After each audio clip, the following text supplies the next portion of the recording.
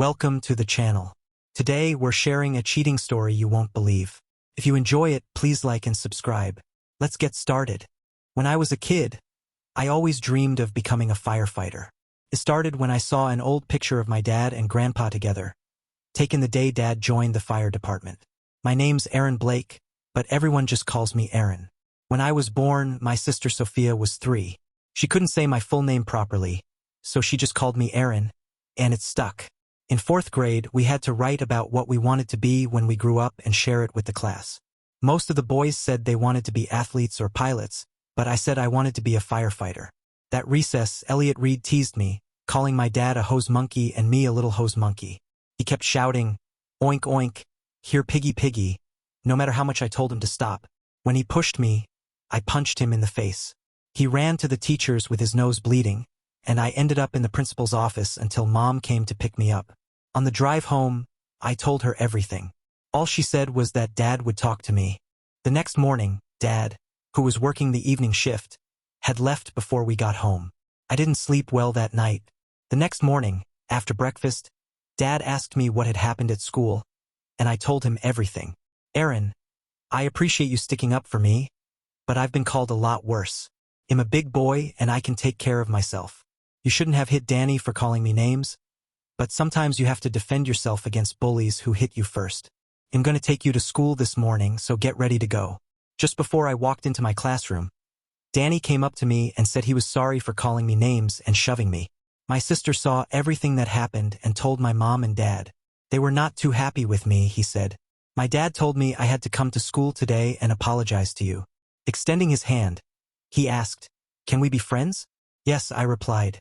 "We have been best friends ever since that day." Now fast forward 12 years to a couple of days after graduation from high school. Luke was over at my house, and we were trying to figure out what we would do for the rest of the summer. Dad came home from work and had something for me. "Aaron," he said, "the city is starting a fire cadet program. I have an application in my briefcase if you're interested. You'll get paid and be given cadet uniforms if you are selected. If you do well when you are 21 years old, you can go to the fire academy, graduate from there, and you will be hired by the fire department." "Boy, that sounds like a good deal, Dad," I said. "It sure does," echoed Luke. Yep, Luke had come around to my way of thinking about a future career. "Can I get an application too?" he asked my father. "You sure can," Dad replied, taking another application from his briefcase. To make a long story short, we both filled out the application and gave them back to my dad. 2 weeks later, we found ourselves being tested both physically and psychologically, and then had a final interview by some senior officers of the fire department. 3 days after all that happened, Dad came home with good news for both of us. We had made the cut and now were officially Clearwater Fire Department cadets. For the next few years, Luke and I learned a lot working as fire cadets. When Luke and I reached our 20th birthdays, we were enrolled in the fire academy. The training was intensive.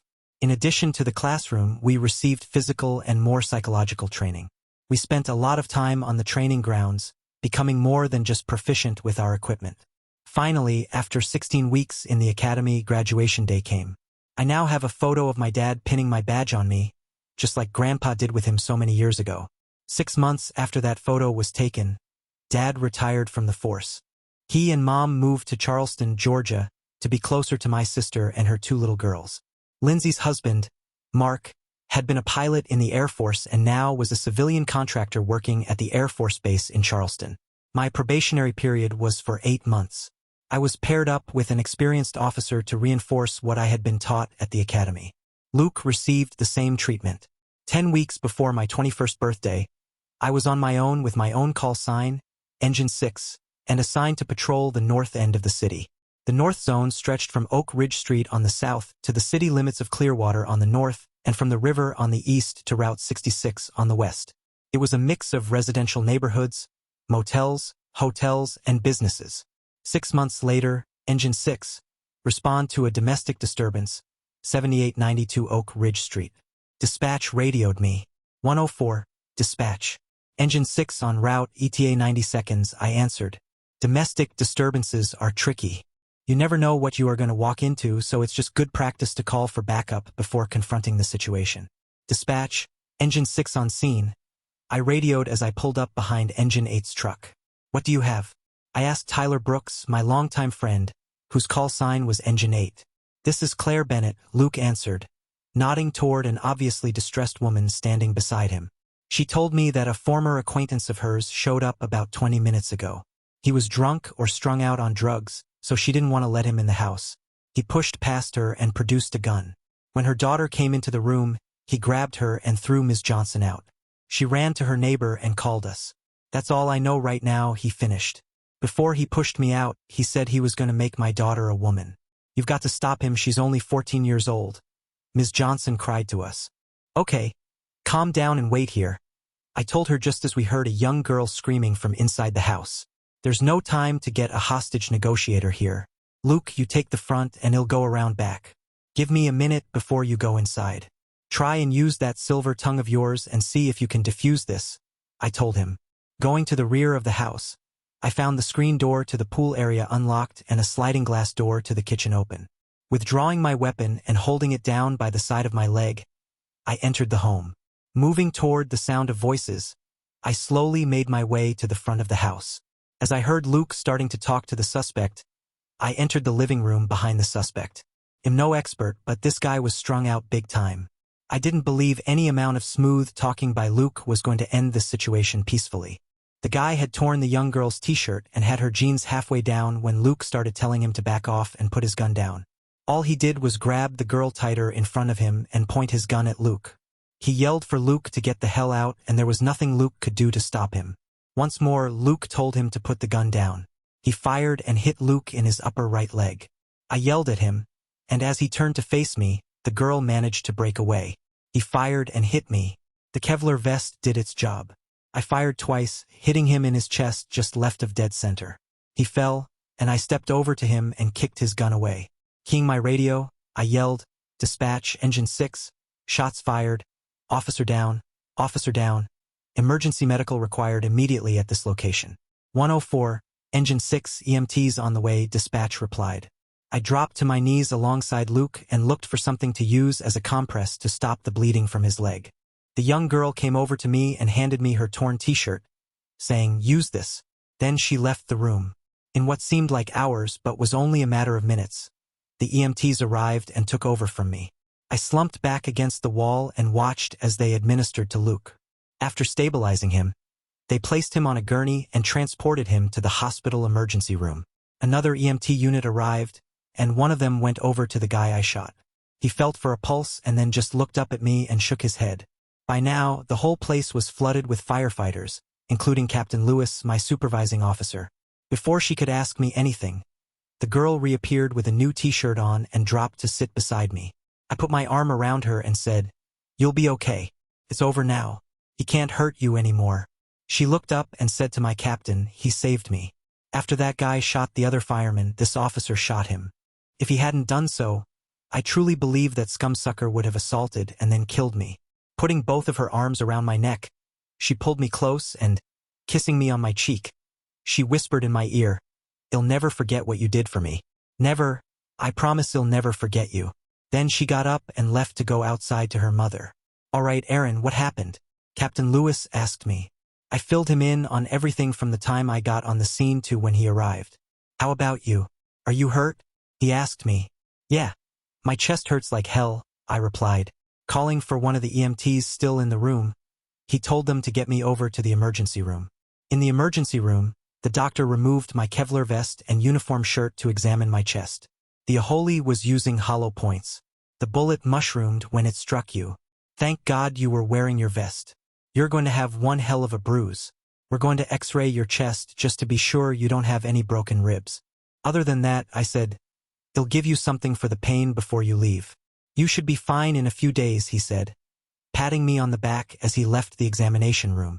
As I was putting my shirt back on, Captain Moore, the shift supervisor, entered the room. "How are you?" the captain asked me. "I'm okay, I guess." "What about Luke, Officer Johnson?" I asked him. "He's still in surgery, but I've been told he'll be all right." "Tell me what went down." After filling him in on what transpired, he told me I would be placed on paid administrative leave while Internal Affairs investigated the incident. It's policy, there's no getting around it. Then he told me that I had to see the department psychologist to be sure I had no lingering effects from having killed a man. You have nothing to worry about as far as IA is concerned. Everything points to a justifiable shooting. That's one nasty bruise you've got there. Use the 10 days leave to rest up. You did real good, son, real good. After checking with the doctor once more, I left the emergency room and went to the floor where Tim's surgery was being conducted. I saw his wife, Hannah. Luke got married just after finishing at the academy in the waiting room, surrounded by her family and numerous other firefighters. When she saw me, she got up and rushed over. "Oh, Aaron," she said, "they told me that if you hadn't slowed the bleeding before the EMTs got there, he wouldn't have made it." Thank you, thank you. Are you hurt badly?" "No, it's just a bad bruise." "I'm fine," I responded. "Any more news about Luke?" "One of the nurses came out and told me that the doctors were just finishing up with him and would be out to speak with me in a few more minutes," she replied.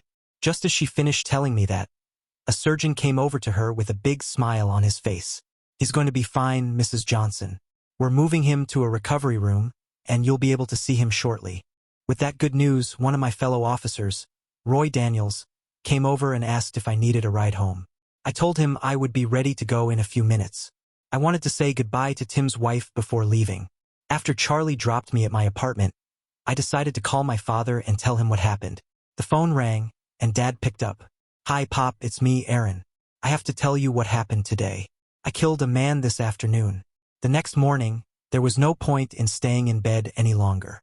Sleep just wouldn't happen. After talking to Dad for the better part of 2 hours last night, I just laid in bed, reliving every moment of what had happened the previous afternoon. Did I make the right decision? Was there any other way I could have handled the situation? Did he have to die by my hand? Anybody who tells you they wouldn't have lost a minute's sleep over what I had done is either a liar or a psychopath. After taking a shower and shaving, I dressed and walked to the corner store for a cup of coffee and a newspaper. The Clearwater Times had an in-depth article about yesterday's events. The story had the facts pretty much correct. It did question whether the shooting was justifiable, however. That was answered after the reporter interviewed the mother and the daughter about what had happened. The remainder of the article focused on Tim's injury. When I returned home, there was a message on my home phone to call Captain Moore at headquarters right away. Picking up my cell phone from the counter where I had left it the night before, I read an identical text message from the captain. Returning the call, he directed me to come and see him immediately. When I arrived at headquarters on Eastwood Boulevard, I was met by a few of my fellow firefighters as I walked down the hallway to Captain Wilson's office. Many of them simply shook my hand and patted me on my shoulder. They didn't say anything to me, but their gestures spoke volumes of support. Arriving at the captain's office, I saw him look up from his desk and wave for me to come into the room. There was another man sitting with him in his office. "Officer Smith, let me introduce you to Dr. Edward Michaels. He is the psychologist the department uses in these situations. He wants to talk with you for a while today." So, for the better part of the morning, the doctor and I sat and talked. Rather, I talked and he listened. When I had finished speaking, he looked up at me and said, "Officer Smith, I heard nothing this morning that would indicate anything other than the normal, mentally healthy response to what occurred. I am clearing you to return to duty as soon as the internal affairs investigation is concluded." After shaking hands with Dr. Michaels, I left and drove to the hospital to see how Luke was doing. Walking into his room, I found Anna sitting beside his bed, talking with him. He was doing so well that he expected to be released from the hospital the next day. We visited for about an hour before I left. 10 days later, the internal affairs investigation was finished, and as Captain Moore had predicted, the shooting was ruled justifiable. I was cleared to return to work. 6 months later, I had just transitioned from midnights to the day shift, and my body was still adjusting to the new hours. My shift today was quiet, 2 quiet 1 traffic stop and a backup to another unit on a DUI arrest. I was looking forward to some downtime at my apartment as I drove home. As I got out of my car in the parking lot, I heard screaming coming from the pool deck. Racing around to the pool area, I saw a woman holding a small puppy and frantically waving her free arm, pointing to the bottom of the pool. "She can't swim. She can't swim," she screamed at me. I unfastened my gun belt, dropping it on the deck, and I dove into the pool. I retrieved a little girl from the water and brought her up to the side of the pool. Checking for a pulse, I found one, but she wasn't breathing. Checking her airway to be sure she hadn't swallowed her tongue, I began resuscitation, being careful not to overinflate her tiny lungs. After 3 or 4 breaths, a wonderful thing happened. She vomited into my mouth. I got the remains of her lunch along with a large amount of water from the pool that she had swallowed. Then she began breathing on her own, and as I was placing her in the recovery position, the EMTs arrived. Relinquishing my responsibility for her, I moved away to let them work. Placing her on a gurney with an oxygen mask over her mouth and nose, they left.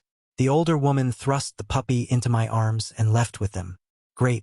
Here I am, soaking wet, holding a small beagle puppy with no idea as to the identity of the woman. When Sam, one of the other residents, handed me my gun belt, I asked him if he had any idea who the child and woman were. I think the kid is Sarah Sullivan's daughter, and the woman is her grandmother. Sarah and the little girl live in apartment 212, he told me. When I entered my apartment, I looked at the little dog and said, "Well, it looks like it's just you and me for a while, little fellow." I was rewarded with a big lick on my face.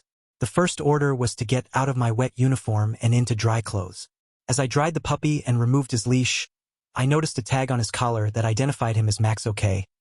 Max, let's round up some dinner for both of us.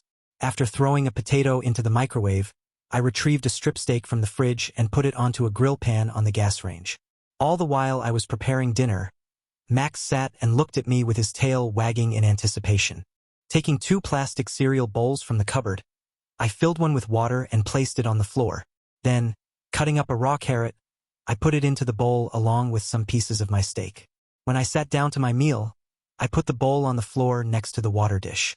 Max was finished eating before I could manage to even start with mine. After eating, I cleaned up the kitchen and, reattaching his leash, Max and I went for a walk. Half an hour later, after visiting every tree and signpost in the neighborhood, we returned. Sitting in my recliner in front of the TV, I began flipping through the cable channels to find something to watch. Funny, even with 200 or so channels, there was nothing that caught my interest. Then I remembered I had recorded Monday night's football game on my DVR. As I settled back to watch, Max jumped up into my lap and promptly fell asleep. Halfway through the second quarter, I dozed off. Then the doorbell to my apartment rang. Max raised his head, barked once and settled back down, asleep. Getting up and carrying the sleeping puppy, I went to see who was there. Outside was an older man and the woman I recognized from this afternoon. After inviting them inside, he said to me, "Hello, my name is John Davis, and this is my wife, Judy. We owe you a very deep debt of gratitude and a great deal of thanks for saving our granddaughter, Emma, this afternoon. How is she?" I responded. Mrs. Sullivan answered me. "She's fine. The doctor wants to keep her overnight, though, for observation just to be sure. Her mother, Sarah, is spending the night with her. We stopped by to thank you and to pick Max up for her," she continued. He was the first thing Emma asked about when we got to the hospital. Mrs. Sullivan then told me the whole story as to what happened. They were walking with him when he broke away from Emma and ran to the pool. He fell in, and as Emma went to pull him out, she fell in after him. Max managed to scramble out just as I arrived on the scene, she said. She was frantic and didn't think about anything when she thrust Max into my arms as she left to accompany her granddaughter to the hospital. "I hope he wasn't any trouble for you," she said as she reached to take the puppy from my arms. Once they left, after thanking me profusely once more, I returned to the football game. As I sat watching, I thought to myself that I missed the little guy's company. The next day, my next shift was Bija car accident followed by a hitandron, both before 10 a.m. At 11 a.m., a found property report resulted in recovering a lost engagement ring found on the beach. Some young lady will be very happy if she filed a lost property report and can identify the ring. Engine 6, respond to a call at 456 Elm Street. Dispatch radioed. 104, dispatch. Engine 6 en route, I replied. I knew this address well. Mrs. Margaret Jones lived there. She was a nice old widow in her 70s. Her husband had retired from the New York City Fire Department more than 20 years ago and had recently passed away. Sometimes she got lonely and just wanted someone to talk to for a while. There was no way I was going to charge her with making nuisance calls to the fire department. I've tried to get her to stop calling the fire department, but so far with not much luck. Pulling up in front of her house, I sensed something was not quite right. Instead of her waiting for me on the front steps, she was inside, peeking out from behind the curtains in the foyer. She opened the door and practically dragged me inside. There's something wrong across the street, she told me. Bill and Susan Thompson are at work, but I saw two young men go into their house. They don't belong in this neighborhood. That's their car over there, she said, pointing to an old beat-up Ford. Engine 6 requesting backup for 56 Elm Street. Burglary in progress, I radioed dispatch. 104 Engine 6 dispatch answered. I instructed Mrs. Jones to wait inside while I went over to investigate. The suspected burglar's car had the keys still in the ignition, so I removed them. Just then, Alex Palmer, Engine 12, arrived, and he went around to the back of the house. I was just walking up to the front steps when the door opened and two teenagers walked out, carrying pillowcases stuffed with stolen property. Okay, guys, put the stuff down and put your hands on top of your head, I instructed them. Hey, Charlie, I yelled. I've got two out front. Cuffing both of them, we searched them for anything they shouldn't have in their pockets. They both had driver's licenses identifying them as juveniles, and I suspected they were skipping school. In case you didn't know, most residential burglaries take place between the hours of 9 a.m. and 4 p.m. when people are at work. Dispatch 1015, prisoner in custody, Engine 12 transporting 2 to juvenile detention. Also, 1070 send tow truck to this location, white 85 Ford, plate XYZ 123, tow to impound lot, I radioed. 104, dispatch responded. As I walked back across the street, Mrs. Jones emerged from her house and exclaimed, "Wow, that was exciting." Praising her, I said, "You did good, Mrs. Jones, real good. You did exactly what you should have done when observing something suspicious." She beamed with pride, and I knew she would now have something to talk about with her friends for weeks. Hopefully, she wouldn't be calling the fire department for a while. Then I thought to myself it would be a good idea to come by and check on her a couple of times a week, just to talk. I went back to the squad car and began entering my report on my computer while waiting for the tow truck to arrive. All in all, it had been a productive day. That afternoon, I had just finished changing out of my uniform into a pair of shorts and a polo shirt when my doorbell rang. I answered it and discovered the little girl from yesterday standing there holding a plate of cookies covered with plastic wrap. Right behind her stood an attractive blonde young woman. As the little girl extended the plate of cookies, I knelt down in front of her, and she announced, "My name is Emma, but you can call me Jess, like all my friends do. I'm 5 years old. These are for you. Mommy and I just finished making them. Mommy says I needed to come over and thank you for pulling me out of the pool. How did you know I can't swim?" she said, all in one breath. "Well, hello, Jess. My name is Aaron. Thank you for the cookies. Boy, there seems to be a whole lot of them. I don't think I could possibly eat them all by myself. Would you and your mommy like to come inside and help me?" I asked. "Can we, Mommy? Can we?" she begged her mother. "Yes, sweetie, we can. You have to promise me you won't eat too many of Officer Meyer's cookies while I tell him something," she said to her daughter. I escorted them into my kitchen, poured 3 glasses of milk, and we sat at my small kitchen table. I guess I need to introduce myself. I'm Sarah Sullivan, Jessica's mother. I cannot begin to tell you how thankful I am for what you did yesterday. My mother called me this morning and told me I just had to ask you to come to dinner at their house this weekend, Friday, Saturday, or Sunday, whatever day works best for you. She told me to tell you no is not an option. Reaching for another cookie, Jess interjected, "Please say you will come. Grandma is such a good cook. I just know you'll like it. I accept your invitation. What choice do I have when asked by 2 pretty ladies?" "Saturday night works best for me," I answered, looking at Sarah.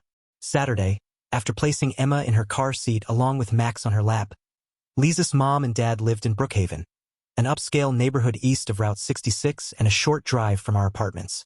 Jess was right, Karen Davis was not just a good cook. She was a great one. Over dinner, I told them a little about myself and my lifelong desire to be a fireman. I was able to tell them several funny stories about some of the situations I found myself in while on duty. "Did you ever shoot someone?" Jess asked me. "Jess," Sarah exclaimed. "No, it's okay. That's a question I get asked frequently when talking with little kids." "Yes, Jess, I shot someone once," I answered. Just as quick as that topic came up, Jess changed to her next question. "Do you ever ride around in your fire truck with the siren on? Can you take me for a ride in your fire truck and turn the siren on? I think that would be really neat." Just then, Max ran into the room and demanded that Jess play with him.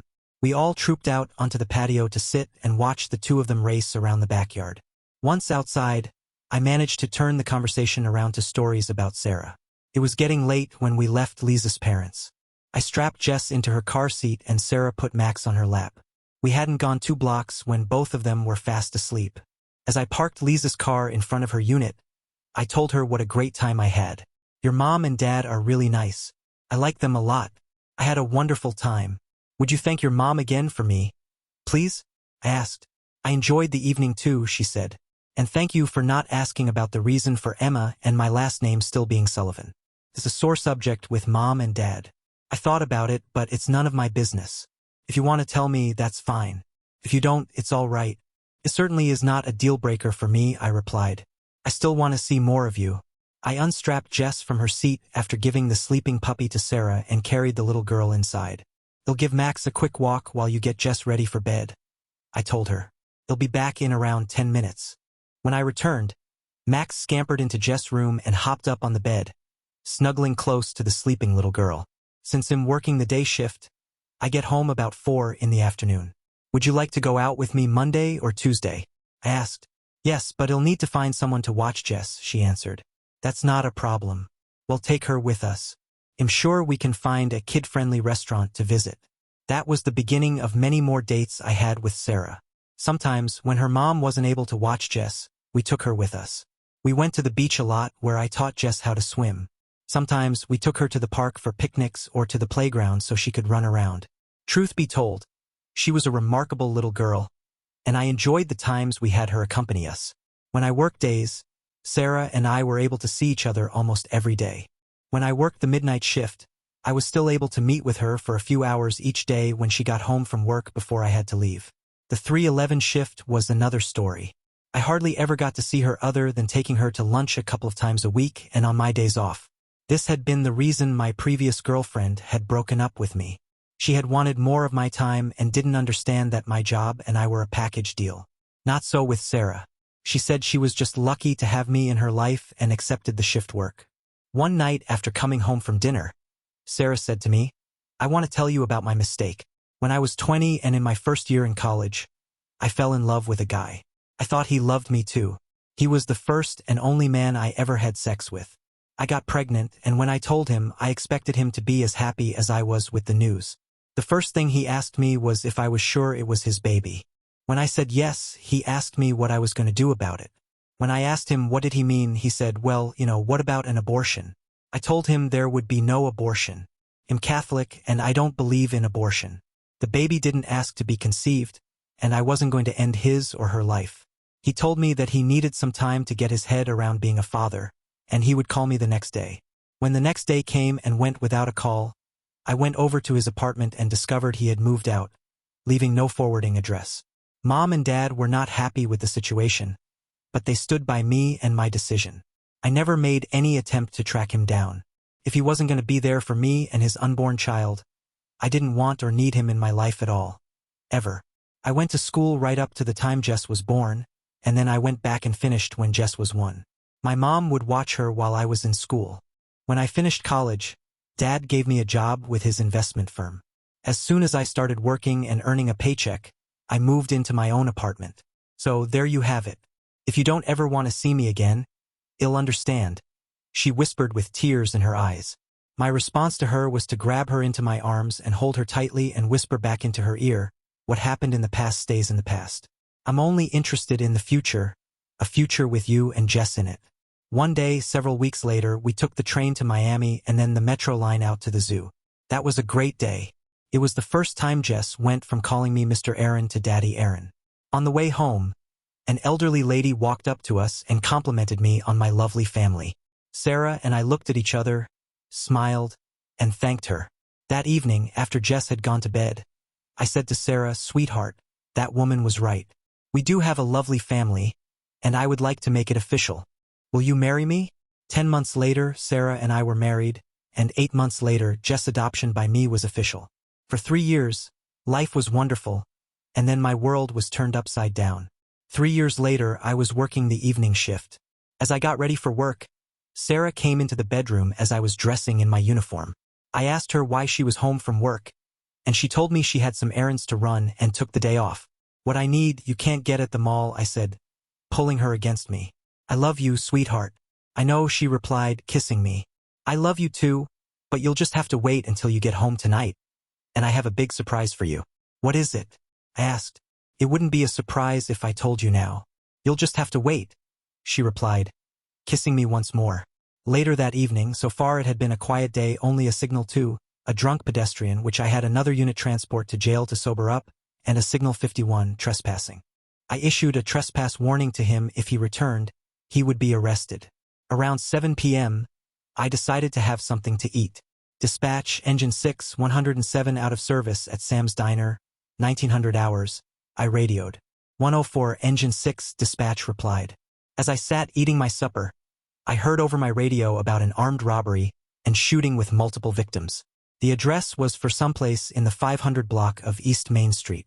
I was too far away to be called for a backup role, so I finished eating.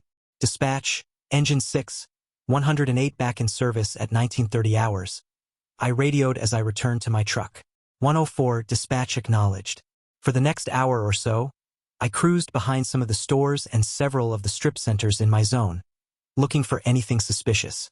Engine 6, 1019, returned to station, 1046, urgent, dispatch radioed me.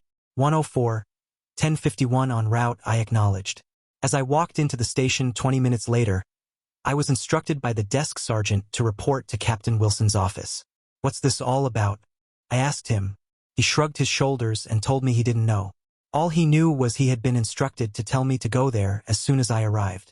Taking the stairs 2 at a time, I went to the captain's office on the 2nd floor. I found 2 other men with him in his office. One was Tyler Brooks, my longtime friend.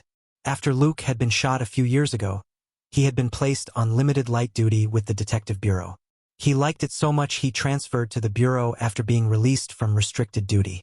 The other man I recognized was Dad Daniel McCarthy, a priest at St. John's Catholic Church, where Sarah and her parents have attended for many years. He married us over 3 years ago. I knew him well, even though I'm not Catholic. Before any of them could speak, I knew something was terribly wrong. Luke came up to me and said, Sarah and Jess were shot earlier this evening. They walked into a store during an armed robbery. Aaron. They didn't survive. I am so very sorry. Felt as if something just sucked all the air from my lungs. I fell into a chair, not quite comprehending the enormity of it all. My wife and my daughter, gone in a senseless act of violence. After several minutes of complete silence, I whispered, I have to call Mom and Dad. Taking out my cell phone, I made the call. Mom answered on the 2nd ring. Mom, it's me, Sarah and Jess. I couldn't finish and handed the phone to Luke. Mrs. Smith, this is Luke Tyler Brooks. I have horrible news. Sarah and Jess were killed earlier this evening. There was a pause while Luke listened to something Mom said. Then he continued, Hello, Mr. Smith. I am so very sorry to have to break such bad news to you. Aaron is too choked up to talk just now. Long pause. Yes, sir, I'll tell him. Handing the phone back to me, he said, Aaron, your dad wants to talk to you. Just listen. He understands how you feel right now. I listened to my dad tell me he would contact my sister and he and Mom would leave immediately. All I could do was whisper to him, Thanks, Pop. We sat in the office for quite some time as Captain Moore, Dad O'Connell, and Luke tried to comfort me. Finally, I asked if Lisa's parents had been notified. Not yet, Aaron, Luke replied. I need to do it. Dad O'Connell, will you come with me? I asked. You're not in any condition to drive, Aaron. They'll drive you and the dad there, Luke told me. We went out to the parking lot, and before getting into Tim's car, I gave him my gun belt, and radio to lock in the trunk. 10 minutes later, we pulled up in front of Tom and Judy Sullivan's home. As late as it was, the lights were still on in the house. Knocking on the front door, I was met by John Davis. The next 2 hours were the most emotionally charged moments of my life. Tom and Judy clutched each other as I held them both in my arms, with all 3 of us crying with grief. Dad O'Connell managed to calm us down and begin the long process of healing. Sometime later, I asked Luke to take me home. I needed to look after Jess' dog. Max, don't worry. It's not necessary. As he explained that his wife, Anna, had picked Max up earlier, and the dog was now with her. Thanks, buddy, I told him. Why don't you go home? It'll be all right. No, Aaron, I am staying right here with all of you, was his reply. With that, he went into the kitchen and made a pot of coffee. The rest of the night was spent trying to come to some understanding of the tragedy. At 6:30 the next morning, My cell phone vibrated in my pocket. I answered it. It was Dad. My sister Lindsay's husband, Mark, had rented a plane and flew the family from Charleston to Clearwater Executive Airport. They were on the way to my house. I woke Luke, who had fallen asleep in one of the living room chairs, and asked him to drive me home. I explained to Tom and Judy that my parents had arrived and were now on their way to my place. I would see them later. Dad O'Connell said he would stay with them. We arrived at my place a few minutes before Mom, Dad, and the family arrived. The same emotional scene as the night before was repeated. After everything had settled down, we moved Mom and Dad's suitcases into the guest bedroom. Mark, Sophia, and their 2 girls would occupy the other 2 bedrooms. Later that afternoon, Dad and John Davis went with me to the funeral home to make arrangements for Sarah and Jess. The funeral director told me they would transport the remains to the funeral home as soon as the medical examiner released the bodies. I selected 2 caskets for them. I was able to purchase 2 burial plots in the historic Greenwood Cemetery, located close to the Brookhaven neighborhood where Tom and Karen Davis lived. When we arrived back at the house, Luke and Anna were there. They brought Max with them, and he was busy getting to know my 2 nieces. Every so often, he went into Jess' room, sniffed, and looked around before returning to his 2 new friends. The following morning, the phone rang, and Mom answered it. She then told me the funeral director would be stopping by for some last-minute instructions. 20 minutes later, he arrived, and we all sat down in the living room. "Mr. Smith," he began, "the arrangements for your wife and daughter are complete. However, I would like to know your decision about your unborn child." "Unborn child?" I stammered, stunned by this news. "What unborn child?" "Oh, I am so sorry. I wasn't aware you didn't know. Your wife was pregnant." The medical examiner discovered a male fetus approximately 3 months old during the autopsy. "What are your wishes concerning him?" That was the surprise she was going to tell me about the other night. "Oh my God," I cried to Mom and Dad. Several moments later, after regaining my composure, I said, "I think the child should remain with his mother." "Is that a problem?" "No, sir, it is not," he stated emphatically. "We will do anything you wish. I am so sorry to have had to bring you this news." The next few days remain a blur in my memory. The funeral mass at St. John's was so well attended there wasn't an empty seat in the church. People were standing in the back as well as outside. Dad O'Connell conducted the service at the church as well as at the graveside. So many of our friends and co-workers came by afterward to express their sympathy that I lost track of all of them. A few days later, Mom, Karen Davis, Sophia, and Tim's wife, Anna, helped me in removing Lisa's and Jess' things from the house. All of Lisa's clothes were donated to various women's groups. Jess' clothes went to children's relief organizations. Lisa's jewelry I gave to the women and my nieces. The only things I kept were all the photo albums and Lisa's engagement and wedding rings, which I placed in my safe deposit box. Before Mark, Sophia, and the girls left for home, I spoke with both of them. I wanted to be sure they were okay with what I had in mind. Max needed children in his life, and I wanted him to be in a safe and loving home. "Girls," I asked my nieces, "would you like to take Max home with you? You have to promise me you will love him and take good care of him." They both rushed over to me, hugged me, and promised they would love him forever. Even Max barked his approval. The 5 of them left later that day to fly back home. Mom and Dad had decided to stay with me for a few more days and then would fly back home commercially. For days after the funeral, I called Luke this morning and asked him for an update on the investigation into my wife and daughter's murder. He asked me to come down to the station after 10 a.m. Luke had been tapped to lead a team tasked with investigating the murder and robbery.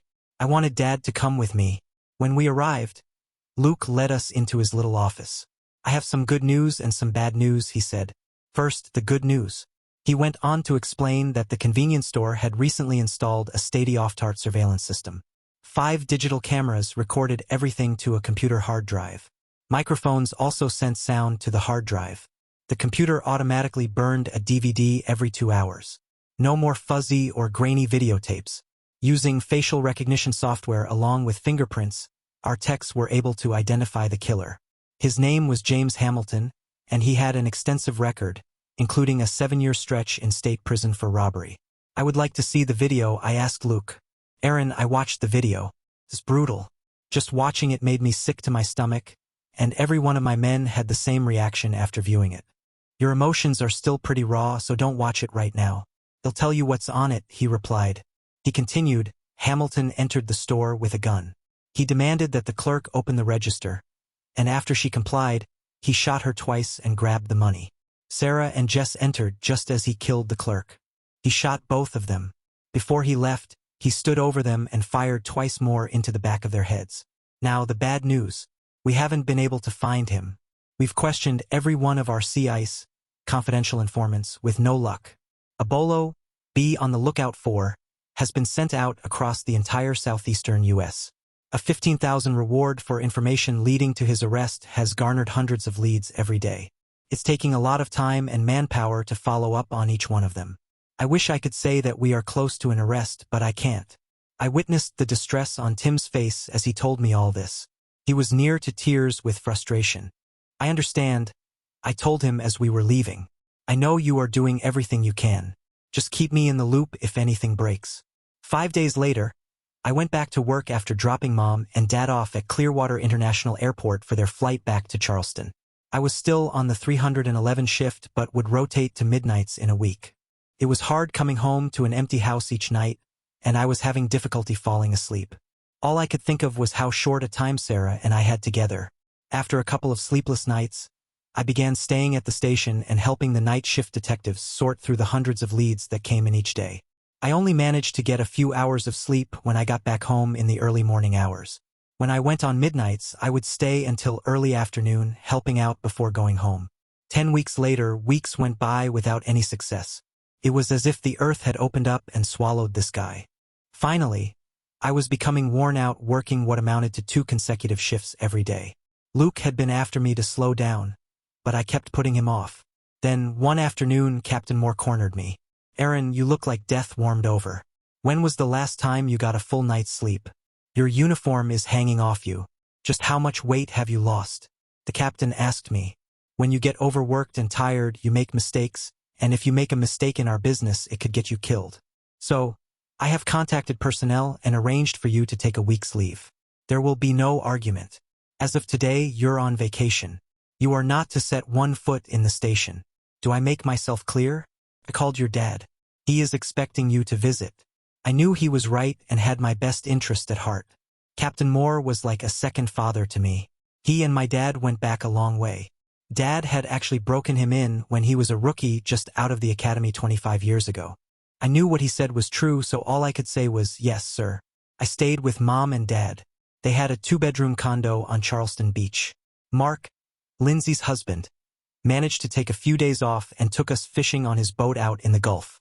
I actually caught a few grouper, which we grilled at his house for dinner that evening. Mom, Sophia, and my 2 nieces fussed over me. Watching the girls play with Max reminded me of how Jess used to play with him. Surprisingly, I could look back on those memories without becoming too depressed. When I left them to make the 10-hour drive back home, I was in much better shape physically and emotionally. Returning to work, I went by Captain Wilson's office and thanked him for everything he did for me. I still stuck my head into the detective bureau every so often and helped sort through the leads. Those that had a chance of panning out, I sent along to the team. Other leads hit the round file. Some of them were off-the-wall. One guy said he saw Hamilton get into a flying saucer and blast off for another planet. Another said he witnessed Hamilton transform into a 3-headed monster and walk out into the Everglades. Then the leads began to slow from 100 a day to only 3 or 4. So, I increased the reward from $15,000 to $55,000. I could afford it. Sarah had been the expert in financial planning at her dad's firm. She used her talents to ensure our future. She had taken out a $505,000 double indemnity term life policy for each of us. Jess had a $200,000 whole life policy. That, coupled with other investments, left me with a little over $1.5 million when everything was settled. Truth be told, I would have exchanged every last dime of it to have my wife and daughter back. The additional reward money resulted in a few hundred more tips as to the location of James Hamilton. Unfortunately, these were dead ends as well. One evening, I was invited over to Tom and Judith's home for dinner. Afterward, while Judy was busy in the kitchen, I asked Tom for some advice on what to do with the money I now had. He recommended that I pay off the home mortgage and any other outstanding loans. The remainder should be invested. When I told him that I knew just the firm with which to do that, he just smiled. Judy returned to the dining room table with coffee and dessert and said to me, "Aaron, Tom and I want to talk to you. It has been almost a year now since Sarah and Jess died. It's time for you to move on. You are still a young man. You need to make a new life for yourself." 8 months later, I had just gotten home from working a 311 shift. After grabbing something to drink from the fridge, I sat down and watched ESPN for an hour before heading to bed. The ringing of the phone on my night table woke me from a deep sleep. Looking at the clock as I picked up the phone, I wondered who in the hell was calling me at 3:30 in the morning. "Aaron, it's Luke. We found him. We're going to make an arrest in about an hour. Do you want to be in on it?" "Are you kidding? Do I want to be in on it?" "He'll meet you at the station in 20 minutes, I replied. 25 minutes later, Luke, 10 other guys, and I were headed out. On the way over, Luke gave me a quick rundown on what happened. A little after 2 this morning, a guy came into the station and asked the desk sergeant if we were still looking for James Hamilton. He took the guy upstairs to the bureau office, and they immediately called me at home. When I got there, Charlie Taggart had him repeat what he had already told him. Luke explained. He continued telling me that the guy had been out in a bar and saw Hamilton drinking by himself. He knew him from playing hoops at the park with him a couple of years ago. He went over, said hello, and they talked until the place closed at 2. Hamilton asked for a ride home, so this fellow gave him one. That's how we know where he is staying, Luke said as we pulled to a stop just down the street from a duplex north of 6th Street on 31st Avenue. At 4:40 a.m., we kicked in the front door, and turning on the lights in the bedroom, found Hamilton still in bed. An empty whiskey bottle was lying on the floor next to him. He had probably passed out and never heard us enter. Handing me a pair of handcuffs, Luke said, "You cuff him." "With pleasure," I replied through gritted teeth. What I really wanted to do was take my 9mm and put a couple of rounds into his sorry but I realized that would make me as bad as him. It would be best for the legal system to run its course. "James Hamilton, you are under arrest for armed robbery and murder." I then read him his Miranda rights. "You have the right to remain silent. Anything you say can and will be used against you in a court of law. You have the right to an attorney. If you cannot afford an attorney, one will be provided for you. Do you understand the rights I have just read to you? With these rights in mind, do you wish to speak to us?" He mumbled, "No." Luke and I removed him from the house and took him back to the station. 5 other detectives remained and searched the duplex apartment. They found a gun, a couple of boxes of ammunition, and 100 in small bills. Luke and I were both there when he was arraigned at 9 that morning. Standing with his court-appointed attorney, Hamilton was formally charged with 3 counts of capital murder, armed robbery, and possession of a firearm by a convicted felon. No bail, and he was remanded to the county jail until trial. He left the courtroom the same way he entered, escorted by 2 very large sheriff's deputies, handcuffed and in shackles. There was some degree of satisfaction in seeing this unfold. I went by Tom Sullivan's office and was able to give him some good news. We had Lizus and Jess Killer locked up. He was relieved to hear this and immediately called Judy and told her. Now all we could do was wait for his trial. In Georgia, there is the 180-day speedy trial law. That means an accused person has to be brought to trial in that time frame. Once the trial date has been set, both the prosecution and defense can ask for continuances. However, if the prosecution goes beyond the 180-day rule, the defendant can be set free. The defense is not bound by this stipulation. Once Washington's defense team learned that the prosecution was seeking the death penalty, they tried every legal trick to delay his trial. Finally, after the 3rd continuance expired, the judge ordered them to be prepared for trial in 10 days. There would be no more continuances granted. In spite of the high-priced anti-death penalty attorney brought in from Miami, the trial was a slam dunk for the prosecution. The jury of 7 men and 5 women deliberated for less than 4 hours. The verdict was guilty on all 5 counts. On the count of possession of a firearm by a convicted felon, the judge sentenced him to 12 years. On the armed robbery charge, he got 20 years, both sentences to run concurrently. The judge then reconvened the jury a week later to determine the penalty for the 3 murders. After 6 days of testimony for any extenuating circumstances, the court was adjourned for the jury to deliberate Washington's fate. At 4 the following afternoon, court was reconvened. The jury had reached a decision. The defendant was instructed to rise while the jury foreman read the decision. The foreman, a 30-some male, began reading, As to the first count of murder in the first degree of Judith Wilson, the jury recommends death. As to the second count of murder in the first degree of Sarah Smith, the jury recommends death. As to the final count of murder in the first degree of Emma Smith, the jury recommends death. So say we all, he finished, sitting back down in his seat. Does the defendant wish to make any statement before I pass judgment? The judge questioned Hamilton. He shook his head and said no. The judge then continued, and after recounting the heinous nature of the crimes, he said, "It is the sentence of this court that James Carver Hamilton be executed at a time and place to be determined by the state of Georgia in accordance with the verdict of a jury of your peers. God have mercy on your soul." After thanking the jury for their service, he dismissed them and adjourned court. As Hamilton was being led away, shackled and in handcuffs, I said just loud enough for him to hear, "They'll be there to watch when they stick that needle in your arm, ending your miserable life." Tom and Karen Davis, my mom and dad, Luke and his wife, along with several members of the fire department, were with me when the sentence was handed down. It was over. Almost 11 months since the murder of my wife and little girl, and justice had finally prevailed. Out in the hallway from the courtroom, the jury foreman came up to me and shook my hand. "In case you were wondering why it took so long for us to reach a decision," he said, "we had our decision within 5 minutes of getting back to the jury room. We didn't want to chance our decision being overturned on appeal for lack of due deliberation, and that's why we took so long." The Wilson family was also in the hallway, and I walked over to tell them what the foreman had said to me. I had come to know them quite well over the preceding months. Mrs. Wilson, a single mother, had been working a second job at the convenience store to save enough money for her 2 children to go to college. Both her son and daughter were good students in school and, even with financial aid, would not have been able to attend the university without her working that extra job. Luke and I looked into their background, and we decided to fully fund both of their college educations. It helped us knowing something good would come out of this tragedy. After leaving the courthouse, I drove to the cemetery. Standing in front of Lisa's and Jess' graves, I told them how much I loved and missed them. The man who had taken them from me had been captured, tried, and convicted. They could rest in peace knowing I would always remember them. I had been coming to Sam's Diner for breakfast since I went on midnights 2 months ago. It was easier to stop for breakfast there than going home and fixing something. Since I had the next 2 days off, I decided to run some errands instead of going home and going to bed after eating. The place was unusually packed this morning, and since tomorrow was my day off, I really was in no rush to be seated. I watched as a young woman who was waiting ahead of me was escorted by the hostess to a table.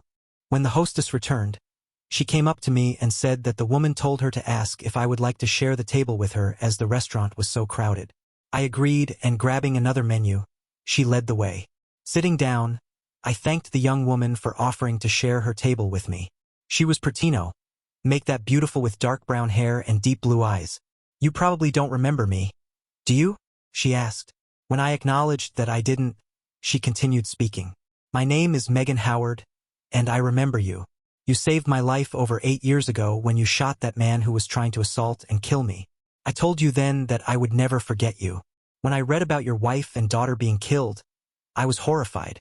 Why do bad things happen to good people? I don't know. Anyway, I came to their funeral at St. John's. I saw how distraught and sad you were, and I just wanted to run up, put my arms around you, and tell you that everything would be okay, just like you did for me. I read in the paper a while ago that the man who killed them was tried, convicted, and got the death sentence. I'm glad of that. He deserves it. You have been in my thoughts and my prayers every day for all these years, and I am so happy to finally get to meet and talk with you again. By the way, how is your mom?" I managed to interject. "Mom died 2 years ago," she sadly answered. "For quite a while after that incident, she was afraid to go out with anyone. Did you know that she had gone out with that guy several times? He seemed nice enough in the beginning, but then he started suggesting weird things to her. That's when she broke it off and told him not to come around anymore. You saw how well that worked," she told me. Anyway, she finally met a really nice guy. They got married 6 years ago. He treated her like a queen, and I really liked him. They moved up to a retirement community south of Ocala 4 years ago. There was nothing for me there, so I decided to stay here and go to school," she continued. "Mom would call me every Sunday evening. One Sunday when she called, she sounded terrible. There was a flu bug going around, and she must have caught it, is what she said. I asked her if she had gone to the doctor, and as usual, she had put it off. I made her promise to go the next day. The following morning around 10, my cell phone rang. It was Bill, her husband. He told me that Mom had gotten really sick in the middle of the night, and he had rushed her to the emergency room. It was too late. She died shortly after arriving. So, when I finished my bachelor's degree in elementary education, I got a job with the school district here in Jefferson County. Today is a school holiday, so I decided to treat myself to breakfast this morning. Saying that, she put her hand on my forearm and said, "And I am really glad I did." "I am too," I echoed. Walking out of the restaurant an hour later, we were met with a torrential downpour typical in South Georgia during the rainy season. "Oh darn, I didn't bring an umbrella with me," she exclaimed. "Looks like I'm going to get soaked waiting for the bus." Not wanting the morning to end, I said, "I'll give you a ride. Wait here while I run and get my car." "No, that's too much trouble for you. I'll just wait here until it lets up. I was going to take the bus and run some errands and go shopping at the mall," she answered. "Hey, it's no trouble at all. I need to pick up a few things at the mall myself. If you don't mind coming home with me for a few minutes while I change out of my uniform, we can go together," I replied. "Okay. If you're sure it won't be any trouble, I would love that," she said. After finishing running all our errands and shopping, we stopped for a late lunch before I took Rebecca home. When she gave me her address, I recognized it as one I had been to before. The place was well known for drugs, gambling, and trade. When I voiced my concerns, she told me she was aware of it. This place was the only one she could afford close to the bus stops and the school at which she worked. Paying off my college loans doesn't leave much left over for a better place to live. Her apartment was on the 3rd floor, and as we walked up the outside staircase, I asked why she didn't use the elevator. Her reply was that it was too dangerous. "You never know who's going to get on with you. It's just safer for me to climb the stairs." Walking down the corridor to her apartment, I noticed half the hallway lights were off, and it was semi-dark. As we approached the door to her apartment, I stopped her. The door to her apartment was partially open, with fresh marks on it where someone had pried the door lock to gain entry. I could hear noises inside. Stepping back, I told her to dial 911. "Tell them there is a burglary in progress, give them your name and address, and tell them that Officer Aaron Myers is inside your apartment, and he is armed and needs assistance." Removing my weapon from its holster strapped to my left calf, I went inside. I surprised 2 men rifling through Rebecca's belongings. "Police," I shouted. "Do not turn around. Put your hands on top of your head and interlace your fingers." When they complied, I then said, "Now slowly go down on your knees. Make any sudden moves, and believe me, I will shoot you." A couple of minutes later, I heard a voice from the hallway. "Myers? Where are you?" "Back bedroom." "I have 2 down on their knees," I shouted back. Meanwhile, Rebecca did exactly as I instructed. She called 911, gave them her name and address and what I told her to say. The operator told her to stay on the line and that help was on the way. She heard yelling from inside her apartment but couldn't make out what was being said. When she relayed this to the 911 operator, she was told that the police were in the parking lot and were on the way up the stairs. She saw 2 officers emerge from the stairs at the end of the corridor. They saw her and ran to her apartment and went inside. A couple of minutes later, they came out with 2 men who she recognized as living downstairs, both in handcuffs. I followed them out. Coming over to her, I took her hand and led her back into her apartment. She was absolutely horrified at the damage those 2 men had done. Everything she owned was scattered about. The contents from the drawers of her dresser had been dumped on the floor. Stacked next to the front door was her school-issued laptop, her mother's jewelry box, along with her small flat-screen TV and DVD player. She couldn't help but to start crying. She fell heavily onto the sofa, and I sat beside her. Putting my arm around her and pulling her close, I said, "You'll be okay. It's over now. They won't be back, but you can't stay here tonight." "Where can I go?" she cried. "My friend Susan is in the Keys with her fiancé, or I would be able to stay with her. I haven't any money for a motel, even if I could find one." "Well, gather up your things, and you will stay at my house tonight. Tomorrow we'll figure out something," I said to her. When I told Rebecca that she would be staying the night with me that fateful day, little did I realize that when I said that we would think of something, that something would be her moving in with me permanently. When we couldn't find an apartment she could afford or one of which I would approve, I suggested she move permanently into the guest bedroom. She agreed with the stipulation she would pay me rent. After some argument, I agreed. So, once a month, she paid me $500, and I simply put it into an investment fund in her name without telling her. She was a joy to have around. I no longer was allowed to do any house cleaning or any of the cooking. That was great because my idea of a gourmet dinner was a frozen burrito from the microwave. She was always there to greet me when I came home, no matter what shift I worked. It wasn't too much longer that we started going out in the evenings on my days off. Rebecca soon went from being a roommate to being my girlfriend. I soon fell in love with this beautiful, charming, and articulate young woman. Engine 6, stopping vehicle, 1028, check registration, tag Alpha Charlie Hotel 3379. I radioed dispatch. The driver had pulled to the side of the road just as soon as I lit him up with my blue lights. I pulled him back slightly to the left of his stopped car to protect him from passing traffic.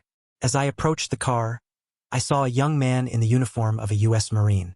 As he handed me his driver's license, I said to him, "I pulled you over for exceeding the posted speed limit of 45 miles per hour. I clocked you in excess of 60 miles per hour. I am sorry. I have no excuse for speeding, officer. I just returned home from being deployed in Afghanistan for a year. I am on my way home to see my wife and baby girl. I haven't seen her since she was born. I guess my mind wasn't on my driving."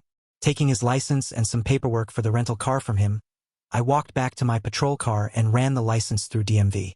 Came up clean. Dispatch confirmed the rental car registration.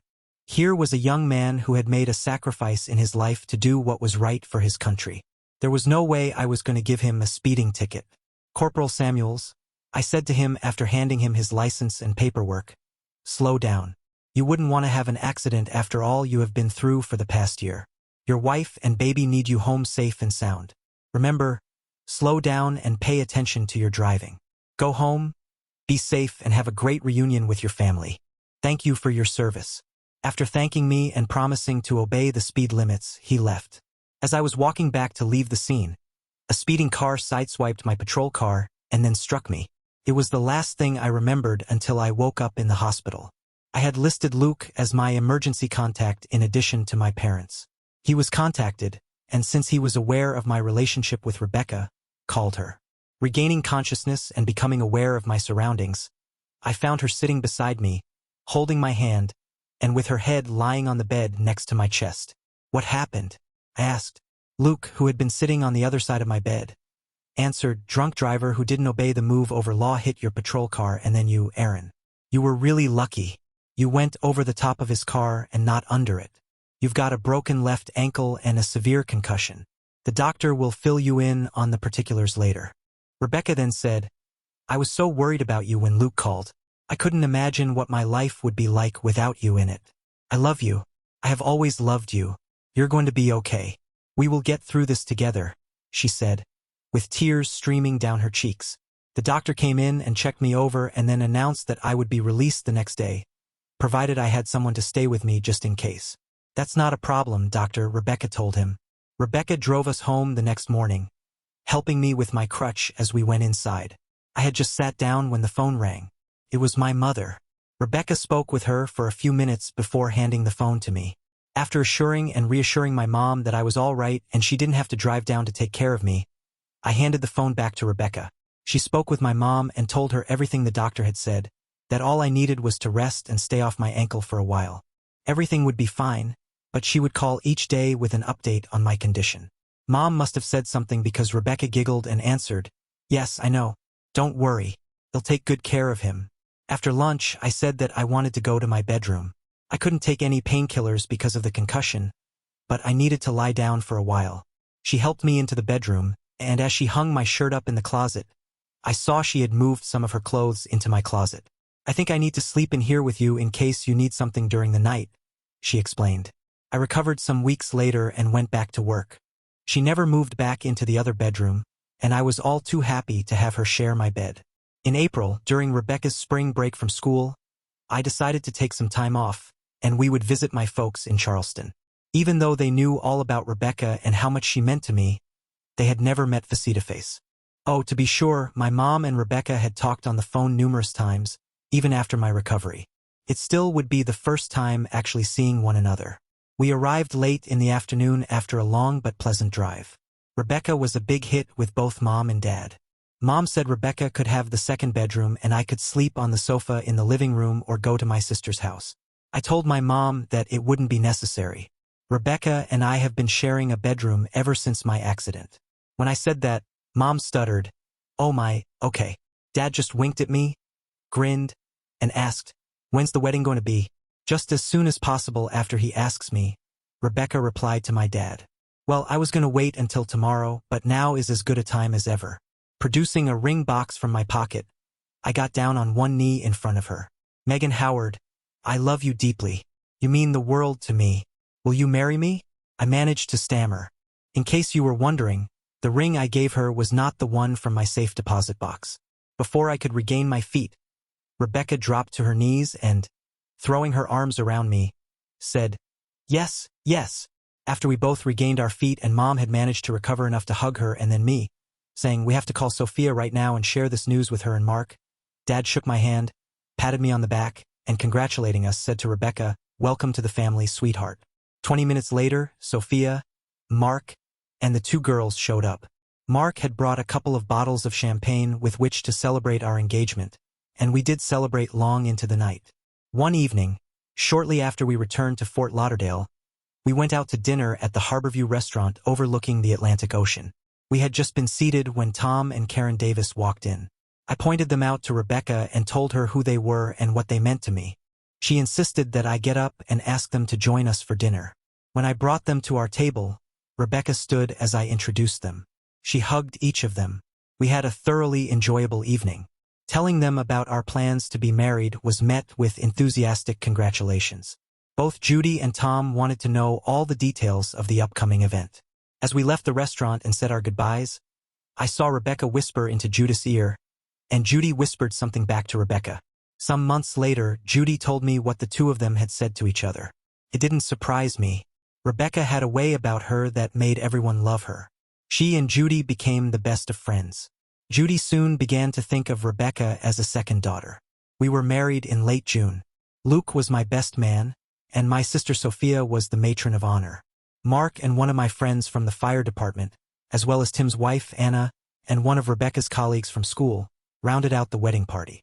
Rebecca had insisted that Tom and Judy sit in the place of honor on the bride's side of the church. I thought it might be awkward for them, but they both assured me that they were honored by Rebecca's request. After a short honeymoon, we returned home, and I went back to work. 2 months later, Rebecca returned to her teaching job at an elementary school much closer to our home. Early one Saturday morning in October, the bedside phone rang. Rebecca answered it, and rolling over to me, she gave me the handset. "It's Luke. He wants to talk to you." Glancing at the clock on my night table, I saw it was only 6:30 a.m. "Hey, Luke, what's so important that you had to call at such an ungodly hour?" I asked. "Thought you might want to know James Hamilton is dead. He was stabbed to death by another inmate on death row last night. Evidently, he said something that pissed off the wrong guy and got a shank shoved into his chest." This news didn't bring any satisfaction to me, but it did bring some sense of final closure. "Thanks, Luke. I appreciate the heads up." When I told Rebecca the news, she hugged me, and all she said was, "I hope he rots in hell." 1 year later, it was a little past 3 a.m. when I finally got home from my evening shift.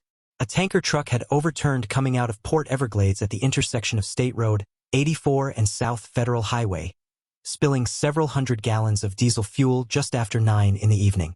As the junior road patrol sergeant I had been promoted a few months ago, it fell to me to stay on scene until the hazmat team and fire department cleaned it up so we could reopen the intersection. Being as quiet as I could, I locked my weapons in the gun safe in the closet, and after undressing, I slid into bed. "What time is it?" a sleepy voice asked me. "I tried to stay awake after you called, but I just couldn't." "That's okay. It's after 3. Go back to sleep, sweetheart. You need your rest," I answered. Snuggling up to me with her arm over my chest, she whispered in my ear, "The babies know when you're not here. They've been restless all night. They just now settled down when you got into bed." "It won't be too much longer, honey," I whispered back. "It's just a matter of a few weeks now."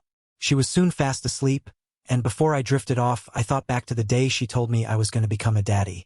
It was a Sunday. We had come home from church, and after a light lunch, we sat together on the patio enjoying the afternoon. "I'm going to go inside and get a beer. Can I get you a glass of wine, honey?" I asked. "No, thank you. But a glass of iced tea would be great, she replied. Sure thing. They'll be right back, I said, getting up from my seat. When I returned, I placed the glasses on a small table between us and sat back down. Erin, I have something to tell you. Smiling sweetly, she got up from her chair and sat in my lap. I won't be drinking any alcohol for a while. You're going to be a daddy. My home pregnancy test strip showed positive this morning. I'm making an appointment tomorrow with the doctor to confirm it. The following week it was confirmed. We were having a baby. I was over the wall happy. We decided not to tell anyone, just in case, until she started showing. 3 months later, when I got home from work, Rebecca handed me a double scotch on the rocks and told me I needed to sit down. I went in for my checkup this morning, and the doctor ran some tests. Brace yourself, Erin. We're not having a baby. We're having 2 babies, twins. The doctor was unable to determine the sex yet. We'll have to wait at least another month for that, or we could wait and be surprised. I elected to find out as soon as possible. I wanted to start working on turning one of the bedrooms into a nursery, and I needed to know blue or pink paint for the walls. Then we could start buying appropriate furniture and clothing for the twins. 6 weeks later, I found out I would be converting another of the bedrooms. One would be pink and the other blue. It was really fun doing the work. Rebecca helped me a lot until she was too far along in her pregnancy, and I refused to allow her to do any more work. Just as I drifted off to sleep, cuddled up to Rebecca, I thought to myself, now comes the hard part, the waiting. 10 days later, Rebecca and I were the proud parents of twins, 1 boy and 1 girl. We named our son Michael Thomas Myers after my father, and our daughter Emma Marie Myers. Luke and Anna Johnson were named godparents for our son, and Sophia and Mark were the godparents for our little girl. My mom and dad were thrilled to now have 4 grandchildren. Karen Davis fell in love with both of our babies, and she and Tom soon became adopted grandparents. I think often of Sarah and Jess, but somehow I believe that they both have become the twins' guardian angels, and it gives me comfort. Thanks for watching this incredible story of resilience and love. How would you move forward after such loss? Share your thoughts below, and see you next time.